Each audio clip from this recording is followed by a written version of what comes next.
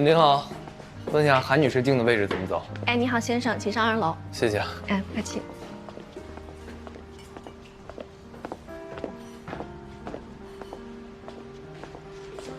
小昭昭，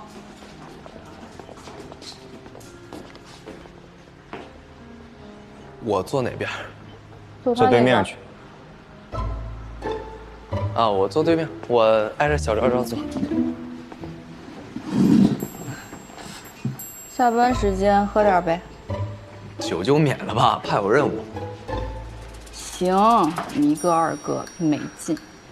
那我就自己喝了啊。小玉，1壶烧酒，2杯可乐。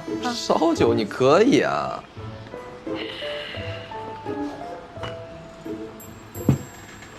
来，我给你打。我不喝，我喝水。我喝。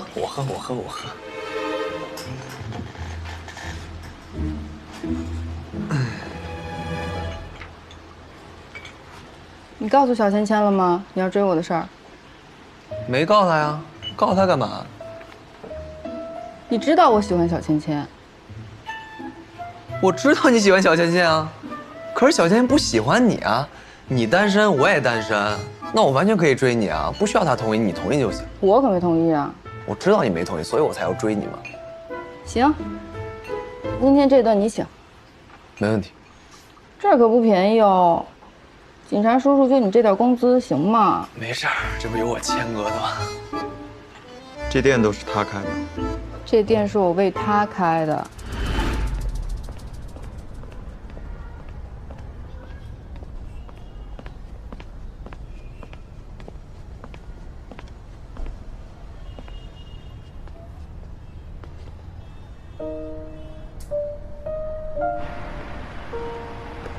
尝尝，这个。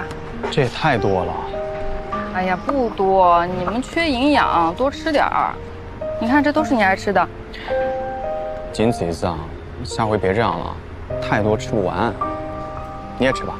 嗯，知道了，下次你就来我店吃。你店里？啊，我在附近开了一家餐馆，你不是挺懂的吗？回头去我店里试试菜。为什么突然开店啊？我就想着你们警察忙归忙，总得吃饭吧。而且你来我店吃饭，我又不收你钱。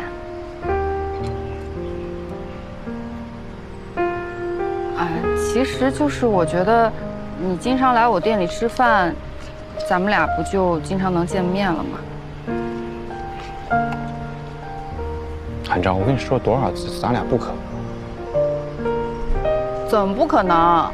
男未婚女未嫁的，而且我还有这个呢。你开店，我支持你。但你要说是为了我不接受。知道啦。那么多废话，吃吧，啰里吧嗦的。吃这个，你最喜欢的。你也吃啊？嗯。你这么说，我可不会再来了。那个，天涯何处无芳草，你何必单恋小芊芊呀？他不喜欢你这一款。你知道他喜欢什么款？我知道啊，他喜欢长发的，喜欢温柔的，喜欢单纯的，喜欢小鸟依人的。你不是他喜欢的款。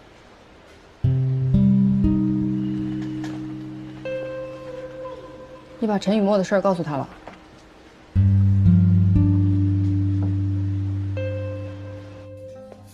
来，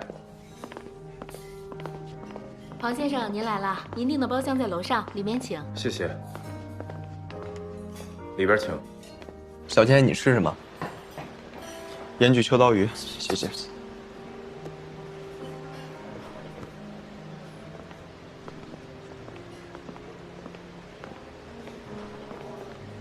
漂亮姐姐，你们认识？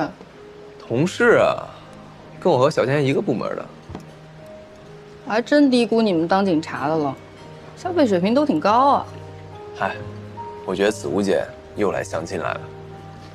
相亲啊？男的经常来，每次带的女的都不一样。啊？啊？这家我经常来，所以就定在了这儿，环境不错啊。你看看菜单，如果觉得吃不惯，我们可以换个别的。不用了，我吃什么都可以。可以啊，咱们先吃饭。哦，对了，一会儿我刚好订了一个包厢，啊，吃完饭咱们去唱会儿歌。庞先生，我觉得我有必要跟你解释一下，今天这个相亲其实我没有任何兴趣。我之所以来，是因为不想驳了赵叔叔的面子。今天这顿饭之后，我估计我们应该也没有机会见面了，所以这个餐费我们一人一半。好，没事，你先看看菜单，点个菜。我去下洗手间啊。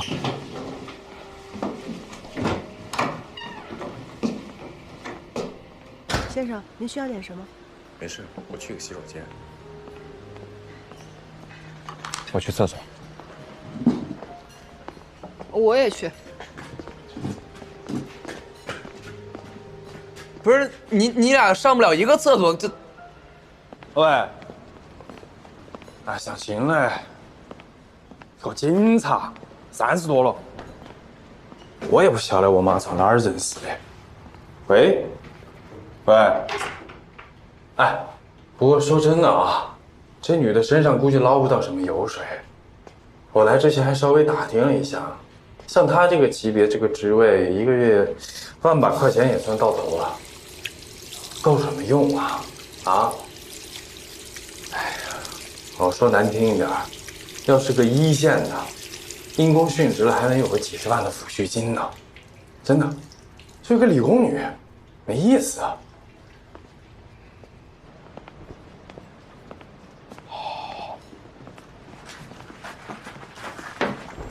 哎，谁干的？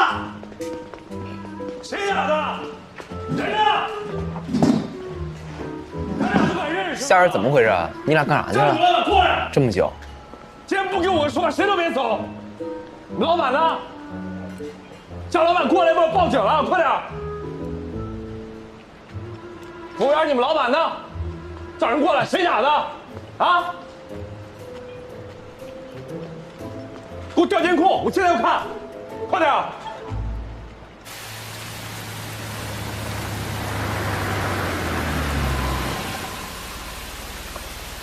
这是你的车吗？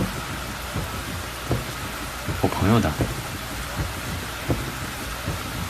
给你们添麻烦了，替我谢谢你的朋友。没事儿，姐夫。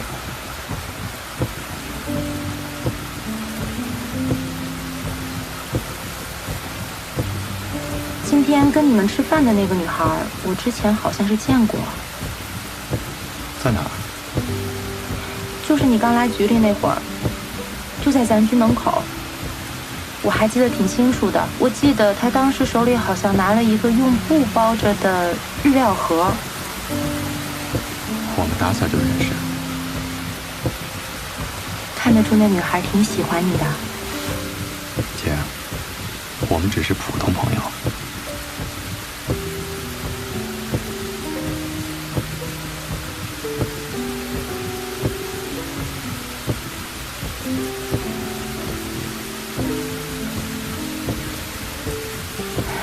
要是他也这么想就好了。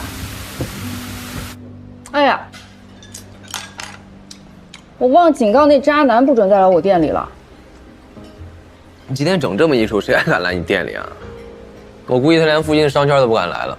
但是话说回来，再怎么着你不该打人啊！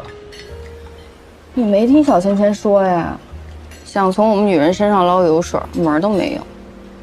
而且我把厕所走廊监控也关了。够狠的你啊！他都不知道是谁干的他。你没看小芊芊那眼神儿？我要是不先动手，那动手就是他了。是啊。哎，他从小就这样吗？就这么暴力？当然不是啦。我们小芊芊从小那可是学习好，性格也好，完了做饭还好吃，还会画画，还是我们田径队的。哎呦，可帅了！是吗？我骗你是小狗，你都不知道那会儿有多少人追他呀，排着队的追他呀。那如果排队拿号的话，我肯定是1号。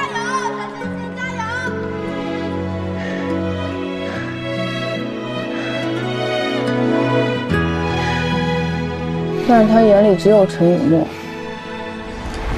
就是因为这个陈雨墨，他跟他爸妈都闹僵了。非要去考警校，当警察，哎，还是最危险的刑警。这么多年，只要是有关陈雨墨的消息，他都是揪着不放，直到确认这个消息是假的。10年了。那你明知道他不喜欢你，你还这样，你不难受吗？哎，我难受啊，我当然难受了。但是我愿意等，我才多大呀，对吧？为了喜欢的人，我愿意搏一次。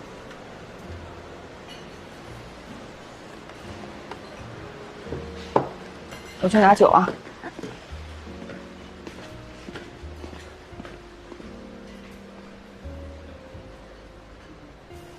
一个家，那回来这么快呢？干嘛呢？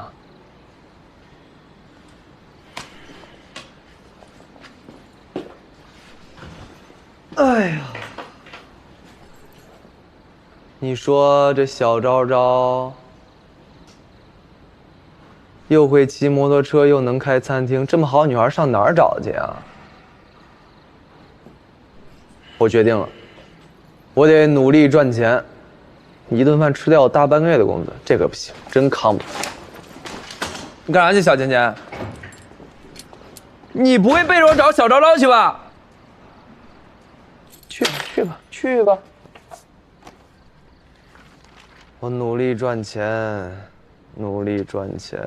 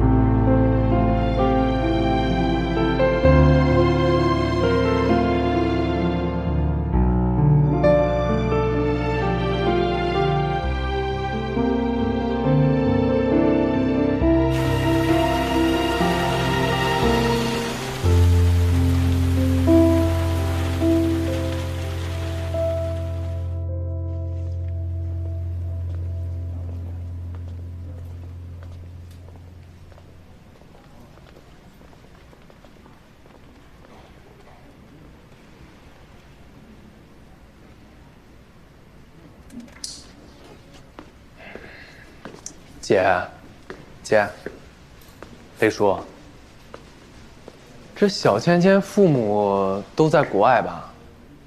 我在宿舍也从来没听他跟他爸妈打过电话，这亲子关系够冷漠的。但是你看，他跟冷对，你别说，他俩还真有点像啊，话少，工作狂，不谈感情，跟他俩说话有时候就跟挤牙膏似的。哎呀，我想不明白小昭昭喜欢他哪点？帅呗。小昭昭，啊日料店那个女孩，啊，你怎么知道？人家女孩很喜欢叶谦的，你别惦记了。哎，这是有情况呗？你快说说。说什么说呀说？不乐观啊？单恋，苦。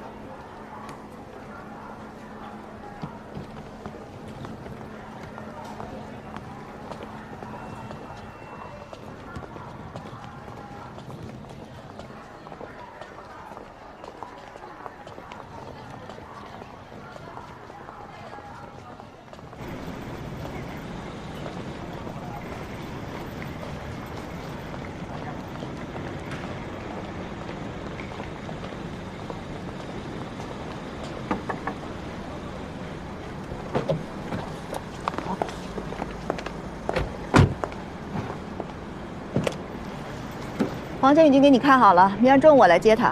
行，房费回头微信下午转给你。不用了。哦，对了，他作业还没有做完呢，在包里，你盯着点啊。小雨，听爸爸的话啊，妈妈明天中午来接你。哦，行。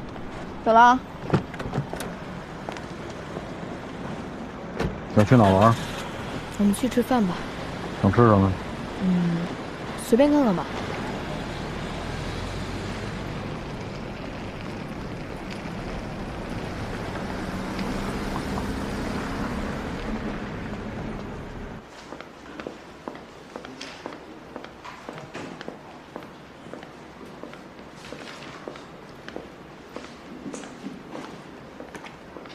师傅呢？请假了，请假了？去哪儿了？去上海了。啊，那个，你帮我给他。哦。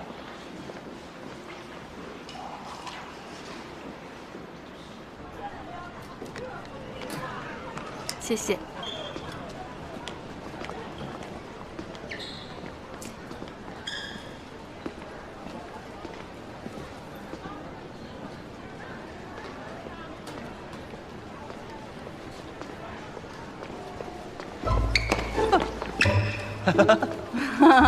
幼不幼稚？幼稚，有意思吗？有意思啊。怎么就你一个人啊？小芊芊呢？小芊芊她有事儿来不了了。那你不早说。我早说你不就不来了吗？拿着。干嘛？我走了。哎，不是来都来了，咱俩看不也一样吗？上次摩托车案子一直想感谢你来着。你感谢我？嗯，应该小芊芊感谢我才对啊。那我俩的关系谁感谢不都一样吗？都1个月了才想起来。哎呀，一直惦记着呢，奈何心有余而力不足。看我这手，跟招财猫似的，不吃个饭都费劲。吃饭费劲，完了每天给我发自拍，你倒是招个财啊！那，你感谢我，请我看电影，然后电影票我买的。那看完我请你吃饭呗，这么点事儿。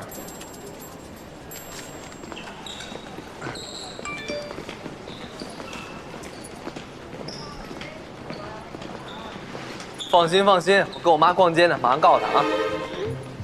我什么时候多你这么一大儿子了？上次你们给小芊芊送饺子嘛，我怕她不收，我就说是我妈包的。那你信誓旦旦跟我说他收了还吃挺好。她确实收了也吃了，也吃挺好。孙元龙，你嘴里还有没有真话了？我还能不能找你办事儿了？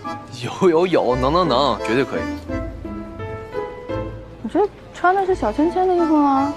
啊，她送给我的，怎么样？我穿上是不是比她帅点？啊，那帅不帅问题回头再说，先看电影。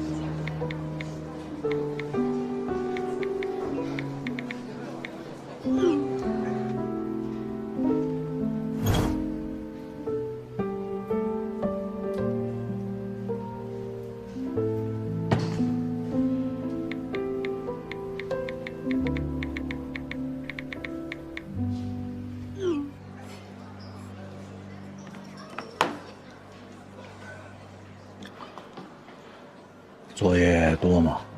还可以。爸爸这些日子啊，事儿太多了啊。其实，知道。你有什么事儿就给爸爸打电话。没事儿。你跟你妈在那边过得习惯吗？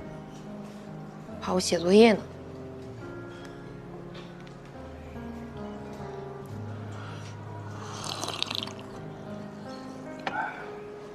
吃不吃冰激凌？巧克力的。嗯，行。走。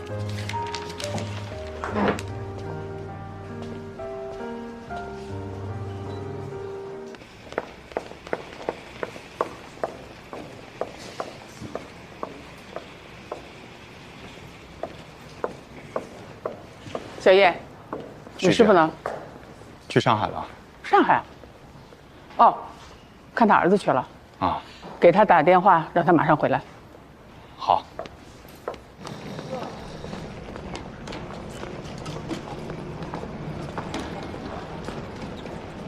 这平常得少吃点啊。好。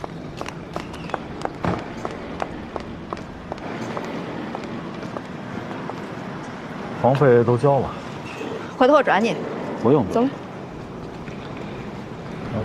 跟你妈话啊。嗯，走吧。爸爸再见。怎么样呀？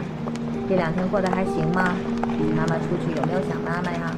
妈妈给我带礼物了吗？这肯定啊，怎么能忘得了你？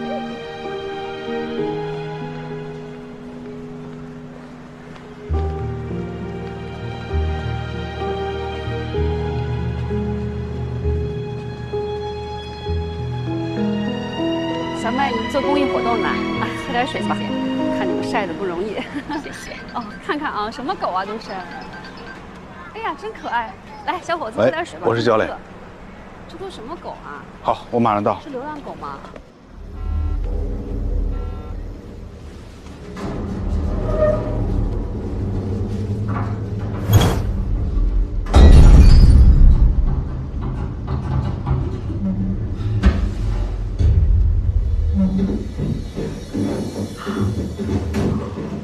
小张张，我有任务，得先走了。什么意思？我说不看，你非要看，看一半你走了，把我一个人留这儿。不好意思啊，我这工作就这样，你理解一下。回头我请你吃饭。你今天不是倒休吗？你不准走。走了。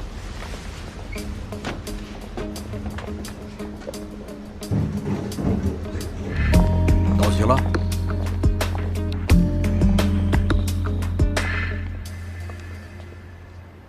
3天前呢，在北辰县的管辖区内发生了一起命案。住在山城小区10号楼402的业主王小乐，在家中被人杀害了。北辰刑大呢向市局请求支援，经过市局的领导研究决定呢，将由我们支队和刑事技术科来协助调查。这2位就是来自北辰刑大的同事，让他们介绍一下案情吧。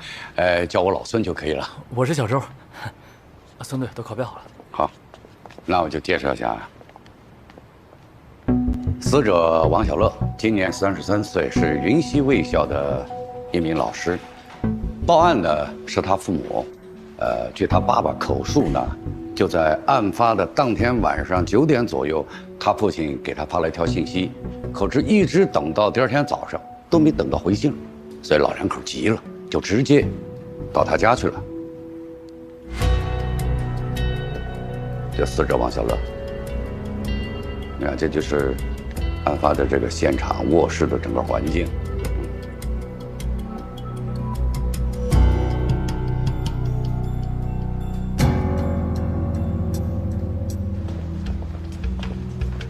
哎，刘哥，今天这身衣服挺帅的呀。再核实一下啊。好的。你有病吧？干嘛穿我衣服啊？送我了就是我的衣服，我穿我的衣服有什么问题？我什么时候送你了？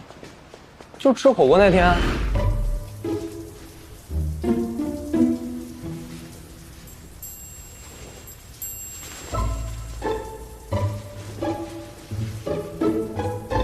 这么好看衣服你不要了？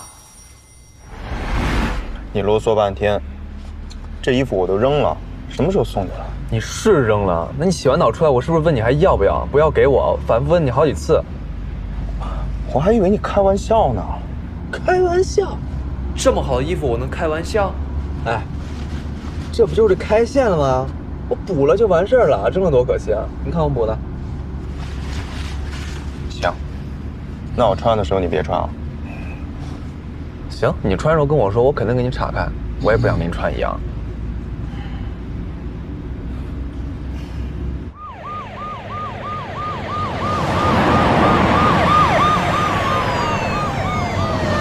董队，现在第一线上我们已经派人勘察完毕了。你跟我说说这个小区的情况。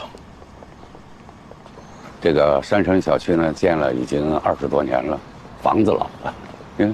您那边啊，挨着这片林地啊，一到了晚上黑灯瞎火。我们是在第一时间调看了小区的所有能够调看的监控录像，在小区南大门发现了一个可疑人物，但是身份呢，到现在还没搞清楚。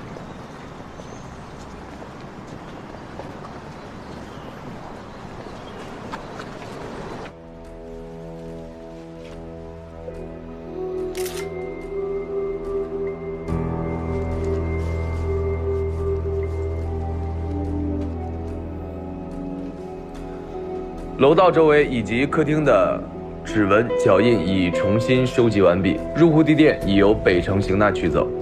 楼道周围、入户地点以及客厅共发现5枚沾有血迹的足印，详细情况待进一步检验检测。小周，哎。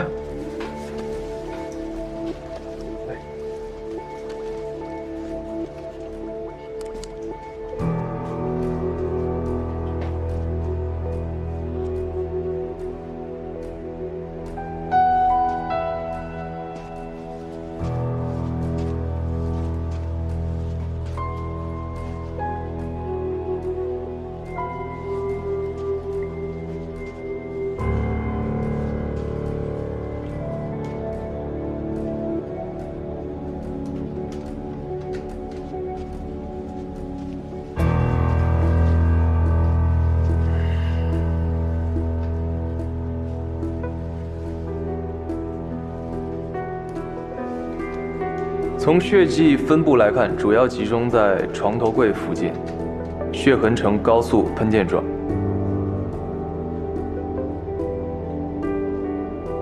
可见撞击力度很大，分析嫌疑人为青壮年。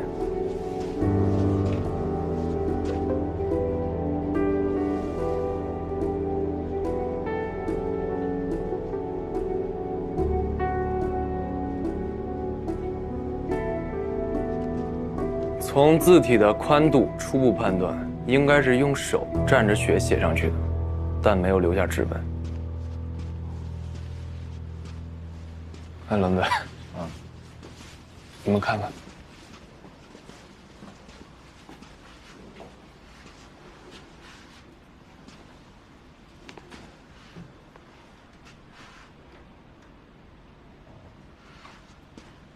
说说吧。字迹一笔合成，笔法沉稳，而且写的还是郑恺。这么会写字的人，会是个什么样的人呢？沉着、冷静，应该受过不错的教育。在这种极端的暴力行为之下，还能有闲情逸致在墙上写字，我觉得这是一个心思缜密、处事不惊的人，而且应该是早有预谋。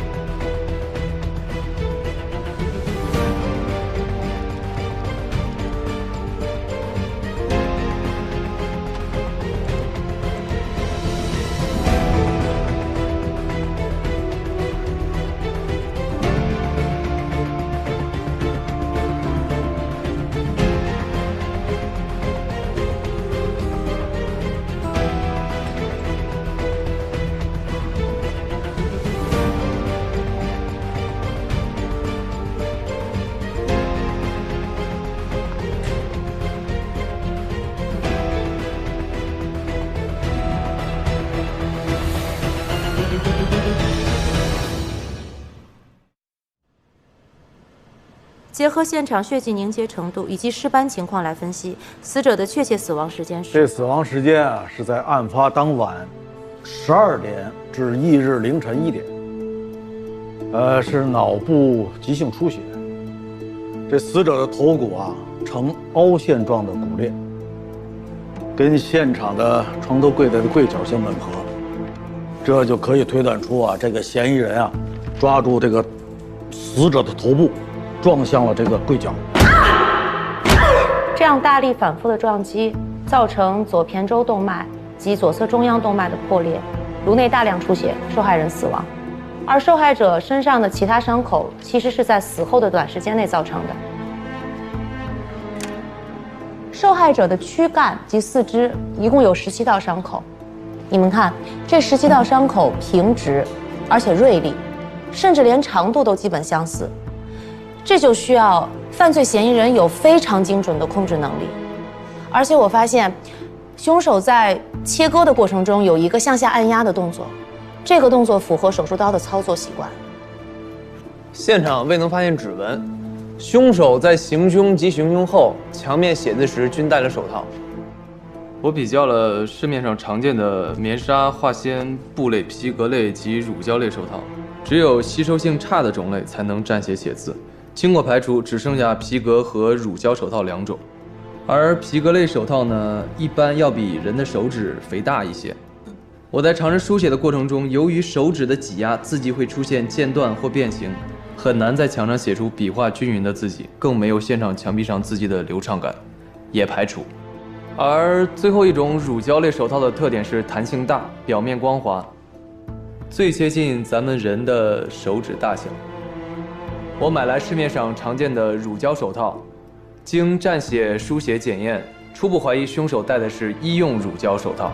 这种手套上有滑石粉，在蘸血的过程中对血液有一定的粘附作用，进而可以在字迹下方留下流柱状血痕。楼道周围、入户地垫和案发现场室内，共提取到了5枚足迹，长度均为43码，注塑鞋底运动鞋，鞋底花纹磨损较少，说明这个鞋可能比较新。但是呢，因为这种商品在市面上的铺货率特别大，没有什么参考价值。由于现场提取到的足迹少且不连贯，所以目前只能大致推断为体态中等的男性，无法推断出嫌疑人更为明确的样貌特征。啊，这个山城小区只有南北2侧可以通过车辆的大门有监控，然后东西2侧的侧门还有楼宇间的监控都是样子货，没有通电。之前北城的同事已经对这个视频进行了初步监测，发现了这个人从南门出入的时间和案发时间相符，所以北城刑大把这个人定为重点嫌疑人。通过这张咱们可以看到，他穿的正好就是一双注塑底的运动鞋。这个人是被害人前夫吴达。孙队他们已经确认了，王小乐的男友黄冲案发当晚一直在公司加班，多名同事都可以证明。王小乐的父母也说，他俩感情一直很和睦，而且2人呢也都是2婚，没有经济上的矛盾。但是王小乐的前夫吴达，案发当晚9点和10点曾出入山城小区。受害者体内确实有吴达的精液，可是现场没有强迫性行为的证据。种种迹象表明，2人可能是自愿发生的关系。他们明明离婚了，还保持这种关系，需要重点调查一下。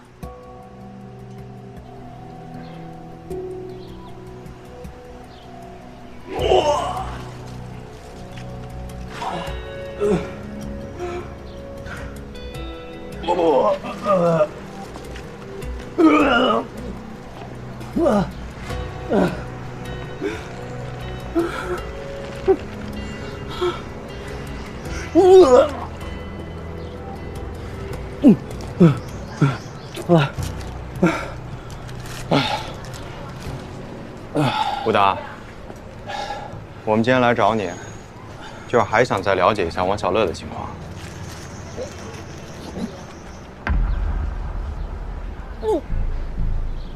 手上的伤怎么回事啊？我也忘了，可能是撞在哪儿了。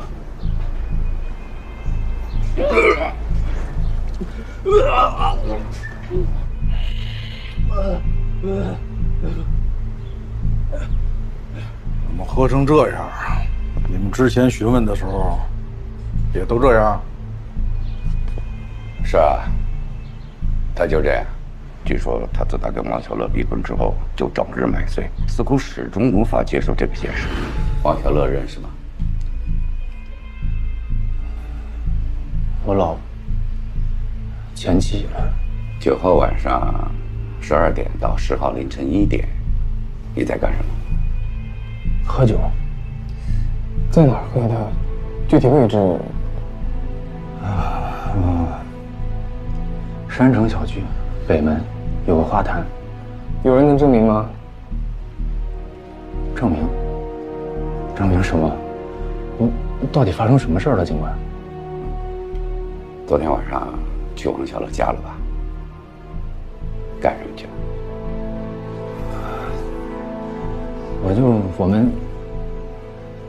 我去拿。哎呀，警官，我现在很难受，有什么事您能直说吗？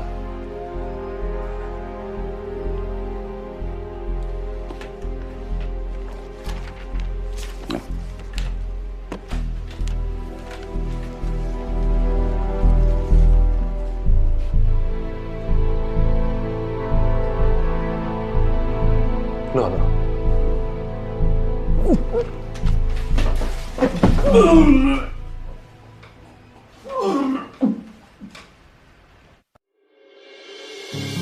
汗水替代泪水的重量，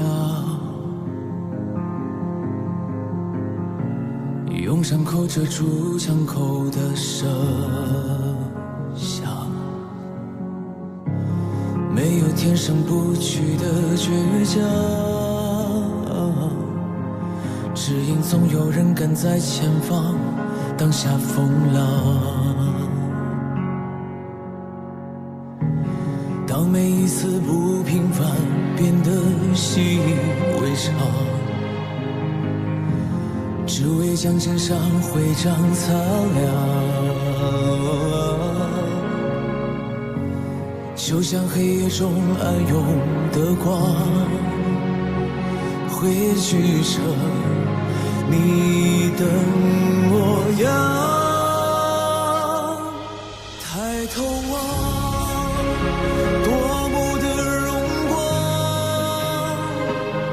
像希望伸出了臂膀，披着光，现实也有望，穿越过命运的战场。